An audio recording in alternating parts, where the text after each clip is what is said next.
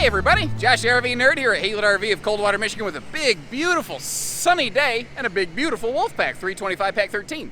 13-foot garage, dual air conditioner, dual power awning, heated holding tanks, generator option available, partridge in a pear tree. 13-foot garage, loft, bath and a half. And as you've noticed, the list of really important features, like a new big 12-volt refrigerator, that is awesome that they're putting in these now standard. The list of things that really matter every single day, you check those right off of here. But when you start comparing, Wolfpacks come in like $10,000 to sometimes $25,000 less than some of the other big fancy pants toy haulers out there. And I'm sure I could find you something that's maybe a little bit shinier. I don't know that I can find you something else that does more or does the job better. It does everything really well, and that's what I love about these, because if it were me and I was going to be loading into this, I want to spend my money on the toys, not necessarily just the toy hauler, and that's where these are cool. This is a big fifth wheel toy hauler for who I call Larry Lunch Bucket and Jane Sixpack. People like me that still punch a clock and come to work every day. I don't know what you think I make making these videos, but I'm not going to be retiring on a yacht anytime soon. So being smart with my money, looking at something like a Wolfpack, that's the route I would probably go myself if I were getting into a toy hauler today. Now, one of the coolest and I think most underappreciated aspects of this RV is the way that it doesn't have to be just a toy hauler. Like you see right here with the Power Happy Jack like bed and sofa lift system, this can be a very valid alternative to, it's the cure for the common bunkhouse. Because what do you do with the kids' bunk space during the day? Some people, it's just wasted space. What if, like, during the day, this became something else?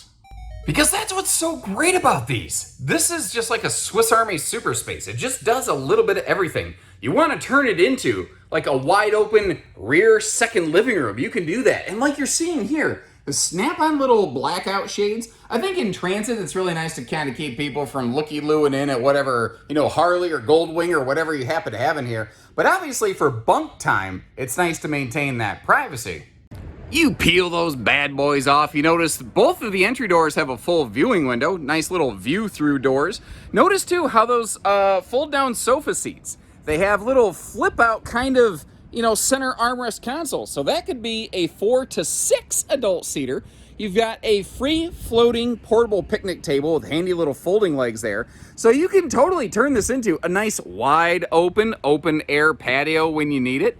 And of course, up top here, you see him just barely peeking down. It does have a roll down tent screen wall. So it's not, if you want to be able to be outside and enjoy the 3 seasons, but you want to, keep the bugs off of your food and drink or whatever, you can do that too. But at the same time, at the end of the day, all the things I've shown you are cool. It is a toy hauler. You want to know what can I load into it?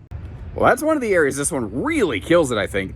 13-foot long garage from the back of this easy loading dovetail down here so you don't rip the pipes off your Goldwing, all the way up to that front wall where you see that extra large living area pass-through door with that smoky glass privacy window, washer dryer hookups, and the half bath. Now on the way up here, we've got industrial rubberized flooring, no floor vents. That's not common in toy haulers. I've seen a couple that actually do that in a garage area. There are benefits to floor vents. I defend them all the time. I help people understand the benefits of them in common class campers all the time. Not in the garage of a toy hauler. I don't believe they're the correct answer. So you do have a heat vent down there. We've got the air ducting above us. But this half bath over here, first of all, it's a nice porcelain bowl stool. Decent leg room around it too, even for somebody like me. Now, it's not the world's biggest room, but it's, it's a functional little water closet below the loft space, if you will. But this little mini sink they put over here, this is something like Wolf Pup puts in a lot of their showers, which is a tiny, tiny single axle member of the Cherokee family, whereas this is the big toy hauler. It's not much.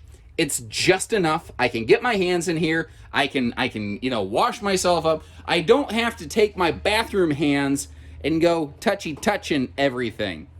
I don't know. Some people really like it. I don't dislike it. I know that when I'm back here in the garage area, I think that there's a lot of times that'd be very handy and very beneficial. And of course, the window over here, in case you need to, we're just going to say air out a stinky situation. And yes, of course, it has a privacy shade. And I don't think it's an accident that, everybody and their brother builds a layout like this. And that's sometimes one of the best and sometimes one of the worst things in RVing. Is, you see so many builders they make what looks like virtually the same RV, whether it's in layout or in their brochures, what their equipment says they have.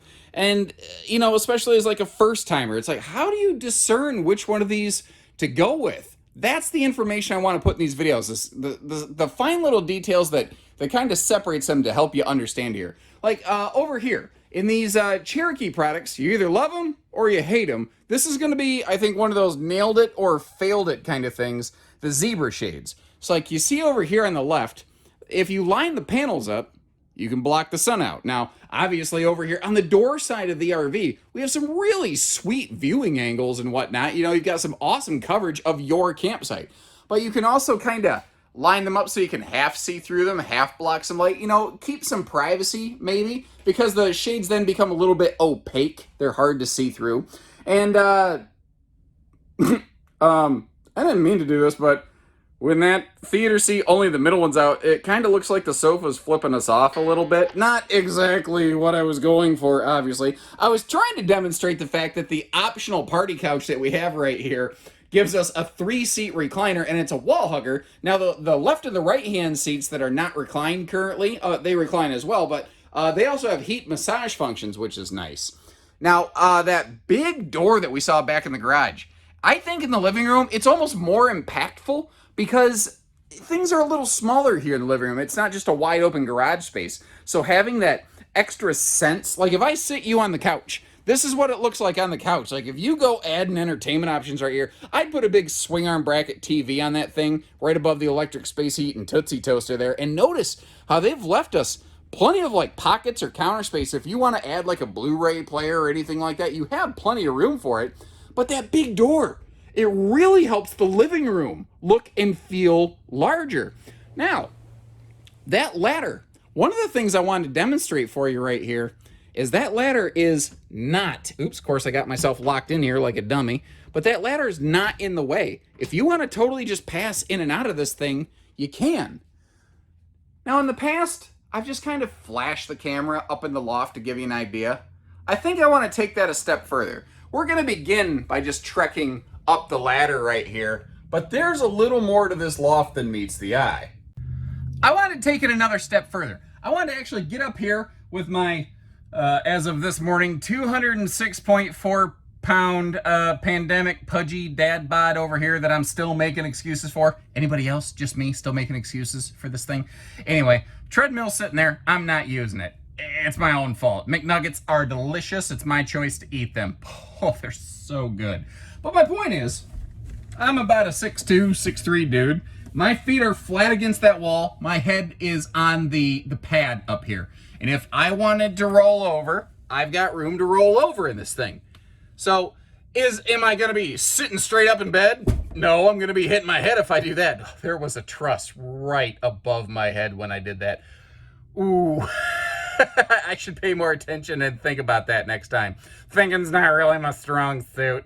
But my point here is there's more to this. It's not just a loft. You can use this for storage. And I want to actually show you what I mean, because I have people in and out of this floor plan all the time. So what inspired this little footage here is there were some people in this just a second ago in between takes. Somebody wanted to pop inside. So I paused real quick, and they did not realize what else this loft had to offer.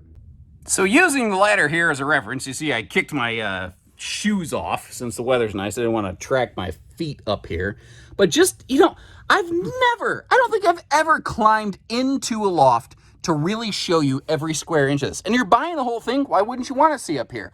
So this is where I'm saying the mattress ends, but that could easily be duffel bag space, tote space. It could be anything else. And if you notice, around the corner here, that actually loops all the way to the kitchen.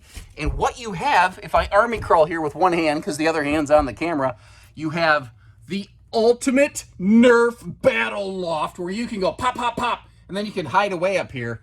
You just got to remember that chances are, you know, they have access to the ladder from the ground, so they're the ones that are going to determine whether you can get up or down without twisting an ankle.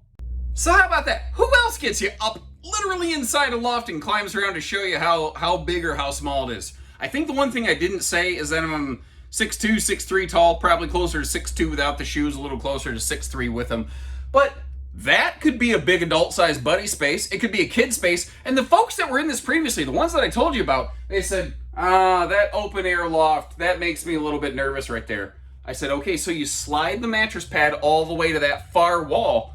Now, they ain't rolling out of that thing. They're not going to flop out of that thing in the middle of the night. And then, if you're like my parents, what you do is you build like a dog crate safety gate up there, and then when it's feeding time, when it's not time to let Uncle Josh out, they just slide pancakes and cold pizza through that thing vertically. That's how I eat. That's what I do, guys. It works, I'm telling you. Take it from me. But again, it could be just serious like attic, loft, storage space. Like, there's a lot of different things it could do. Now, I'm going to kind of give you just a peek around the kitchen here. One of the first things I want to point out, though, is that newer, larger 12-volt DC compressor fridge. I am pumped to see those things finally making landfall in the marketplace, and I think that technology is going to continue to expand. And you're certainly going to need like a 2 or 3 step stool, although from that ladder, you could get to at least the 2 left-hand doors that are open there. And I like that they threw some shelving in that. By the way, hidden away up here, this is why I like to open stuff. You see there's a little prep plug for an LCI Wi-Fi connection, like hotspot job. So if you need some data connectivity, that's what's cool about Wolfpack stuff. Maybe they don't necessarily do everything everyone else has ever done, but they're usually very easily capable of some upfits. And even with that ladder there, I haven't moved the ladder, I haven't done any magic, you can still get into that compartment. But what I think everybody and their brother is going to like is this newer, larger, it's like 16.4 cubic foot fridge. And this is easily the 22 update for which I'm personally most excited. Because Wolfpacks, they felt amazing. But these bigger Wolfpacks, it did always feel like the fridge was a little small. They used to have an 8 cubic foot gas electric 2-way. Then last year we got a 10 cubic foot 12 volt. Now we've got this big 16, I think, 0.4 cubic foot 12 volt fridge. And I think you're going to see these bigger 12 volt fridges continue to just start dominating through more and more of the RV industry. At least I hope so. What are your thoughts on that? And then over here, there's a little thing I love to show people on the Cherokee stuff. Now, Wolfpack's the one where that cool little magnet backsplash cutting board combo job kind of came into play. Handy appliance outlet right there, by the way. But the stovetop has its own backsplash, basically. That makes an amazing side splash, and I wish the magnet holdbacks were actually over there. Don't you think that'd be a little smarter? A little more functional? Is it just me? I don't know. There is also a nice place for a wastebasket over here below that big black stainless skirted farm sink, which is a lot of S's and alliteration to try to string together all at one time. And you haven't really seen kitchen drawers, which is why I wanted to get you around this thing. Got a high-rise sprayer faucet. You can unhook this bad boy. You can bend it over the other direction. You can spray the people on the sofa. I don't really recommend that. I'm saying you could. I'm not saying you should. Anyway, you get the idea. And as long as we're talking storage, I figured I'd go ahead and finish up kind of this, I call it the coffee bar, this wall over here. Plus you know, a little peek at the command center right there, which it's nice that you can just walk in, kitchen, living room. You just have switches for the lights, the stem light, the porch lighting. There's just buttons for all that. But if you want to, you can actually Bluetooth to this panel on your phone to control all that stuff there. And you notice this is where the control is for your holding tank heaters, which is kind of cool. Now, this does have the Cherokee Juice Pack, which is a 50 to 100 watt, depending on the variety that you get, battery tender package. But right now, you can see how it's actually, we were down to about 11.5 volts from running the slides and awnings and everything, getting this thing set up. And it is charging itself back up. Now, that being said, I'm not trying to smoke screen you. I do not have that 12-volt refrigerator running. The 12-volt fridge would certainly overpower that little battery tender package. That the juice pack is not made to be an indefinite off-grid solar solution. It's made to be a handy little battery tender. And then remember, you have a generator option on these, and chances are we have coming into stock one with a generator. And I tell you what, I like how they redid their underbed storage there, though, adding the dresser drawers. It's something I think this model really benefits from. And with that down out of the way, we get a little bit better look at the king bed setup here. And you know what? There's times, I think carpetless is awesome in an RV. I don't mind a little bit of carpet in a camper like this in the bedroom, because when you get up at night, it's kind of nice to not have something cold on your toes right away necessarily. Maybe get a chance to put on some slippers or something. I don't know. Household and USB plugs on both sides of the bed. Now that top thing right there, you're going to use it as a 2-plug USB hub. In theory, there's a portable Bluetooth speaker that matches up to that where it acts as a mount and a charger, but pretty much everybody's going to use that just for USB charging. Now, this is another cool thing in the Wolfpack fifth wheels. In your Wolfpack Platinum fifth wheels, the second air conditioner up here is just factory standard. So you're getting 30,000 BTU factory installed, all centrally ducted air conditioning to keep this thing very nice and cool. Plus, it has a polar white roof membrane reflecting a lot of sun. TV hookups in the corner. That is where the kind of manual generator button and the hour meter is located right there, if optioned onto the RV. And this thing has a ginormous bathroom space here. That's obviously a technical term. Porcelain foot flush stool. You see, it is dual entry. So if somebody is sleeping on the loft, they can come in here. They don't have to go into the garage, and no one has to you never have to make line of sight contact with somebody else. Everyone maintains their privacy in the evenings. Or if you got a buddy crashed out on your couch. Big XL vent fan right here. Always a crowd pleaser feature as well. And what I suspect here is there's going to be a lot of people that suddenly groan, because I know a lot of people prefer a big rectangular shower over a corner radius shower. So what I wanted to do first is just give you a kind of a perspective shot here. First of all, legroom with me on the toilet. But secondly, I'm going to hop right in the shower here with you so you get to see how much space there really is. So I'm a pretty decent sized guy. I'm, again, 6'2", 6'3". Plenty of headroom here in the shower for me because the shower pan is flush with the floor. But what I want to show you is I don't have a lot of hair, but if I did, and I'm getting myself soaped up and I got my elbow right here and I'm going to spin you around like a record baby, I can do a total 360 in this without bonking and crashing into things. Is it the biggest shower I've ever been in? No, certainly not. Is it enough? Does it get the job done? Do I like the wide open space where I can actually, step out and not clock my head on that bar and be able to bend over and put on a pair of pants without cracking my head? Yeah, it is. I like that. So this bathroom, I think, is either going to sink or swim for you. Did they nail it? Did they fail it? And always trying to take the extra time and effort to really show you extra things to really be fair here. If we take a look at this one with the slides closed in road mode, what you really kind of see is that for the most part, I think logistically, it's safe to say this one is pretty much just a napping crapper. You can get to the bathroom, you can get to the master bedroom. Depending on what's in the garage, you could use those rear spaces. But with that peninsula countertop and the opposing slides, you're not able to get to a lot here.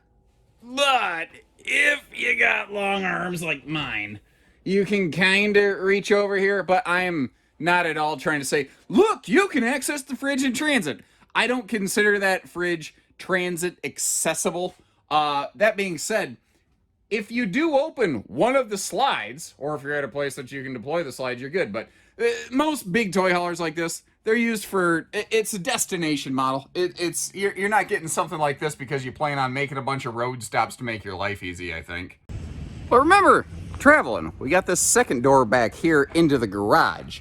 And one of the things I really wanted to take a chance to show you, I think I only verbally described it earlier, is the way that you have the ability to make these kind of Happy Jack sofa bed combo jobbies, technical term. They can either ride vertically like we're seeing right there, so that if you need maximum loading height, you got something super duper extra tall, you can do that. Or if you need maximum loading width, you can make them ride kind of parallel to those power beds up there, and kind of lets you customize your load. I suppose, like you've done here, you could theoretically do half and half, although I don't really know what benefit that would provide. Now, it's going to seem like a small thing, and in truth, we're talking a difference of 2 inches here. This is a 102-inch, 8.5-foot body versus a 100-inch, 8-foot, 4-inch wide body. Doesn't sound like a lot. One of the big differences there, though, is that many 100-inch wide body RVs still ride on a 96-inch wide chassis. And I have always felt that when you go 8.5 foot wide like this, you get the wider chassis, you get better structural integrity, more stability, because everything is supported from underneath. It's not like leaning over anything. Now, as we're looking at right here, this is the generator prep. That is standard. If you watch our videos here at Haylett RV, you know that we very often will outfit our wolf packs from the factory with a 5500 generator, but it is a pretty spendy option. So we actually try to keep at least one of each in stock at any point. The biggest problem we've had recently here, though, wolf packs are so popular, I'm lucky to have one wolf pack in stock, let alone one of each with and without generator.